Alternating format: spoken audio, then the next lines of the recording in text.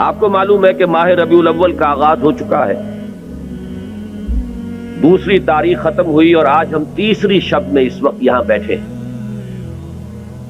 یہ ماہ مبارک حضور صلی اللہ علیہ وسلم کی سیرت مطہرہ سے ایک بڑا گہرا تعلق رکھتا ہے۔ حضور کی ولادت باسعادت بھی اسی ماہ مبارک میں ہوئی، اگرچہ تاریخ کے بارے میں اختلاف ہے۔ حضور کا انتقال بھی اس ماہ مبارک میں ہوا، اور وہ متفق علیہ تاریخ ہے 12 ربیع الاول اصل میں حضور کا یوم وفات ہے، اور اکثر محققین کی رائے یہ ہے کہ آپ کا یوم ولادت جو ہے وہ 9 ربیع الاول ہے۔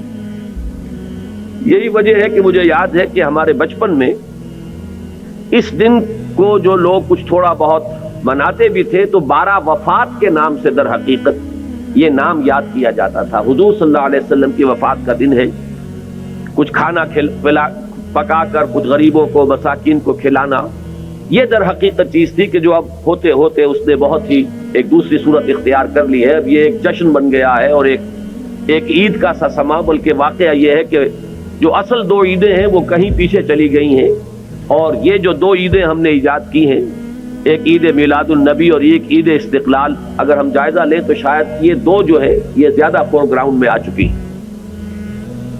لیکن یہ کہ جہاں تک آپ کی ولادت اور آپ کے وفات کا اس ماہ مبارک میں ہونا ہے وہ ثابت ہے۔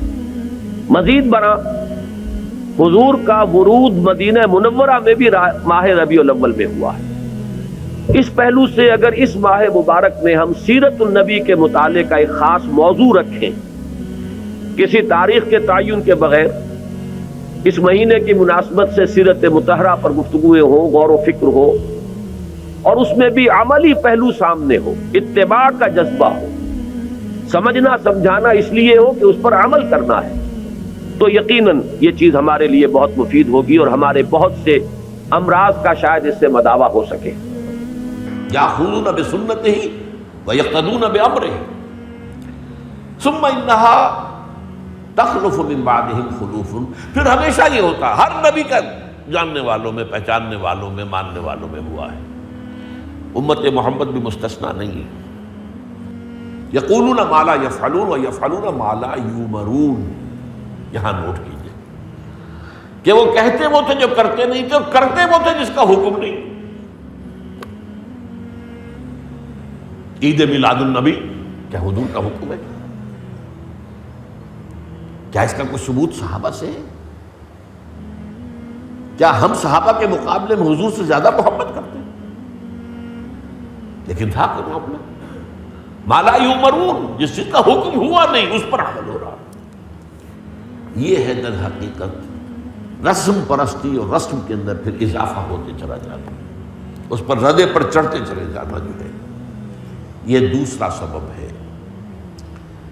اور اس کا ایک نتیجہ جو نکلتا ہے وہ اسی پر بات ختم کروں گا، اگرچہ ایک اور حدیث جو ہے اس موضوع پر بہت اہم ہے۔ نتیجہ کیا نکلتا ہے؟ جہاں بدعت آئے گی سنت رخصت ہو جائے گی۔ اب نماز جنازہ کی وہ اہمیت نہیں ہوگی، نہ نماز جنازہ یاد کرنی ہے، نہ دعا یاد کرنی ہے، کچھ پتہ نہیں، جا کے کھڑے ہو گئے ہیں، وضو بھی ہے کہ نہیں ہے، لیکن قرآن خوانی میں تو جانا ہی جانا۔ یہ کیوں ہوتا ہے؟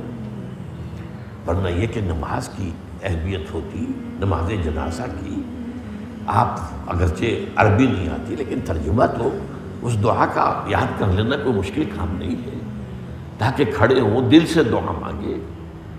تو جہاں بدعت آئے گی وہاں سنت جو ہے اس کی حیثیت کم ہو جائے گی، اس کا استخفاف ہوگا یا غائب ہو جائے گا۔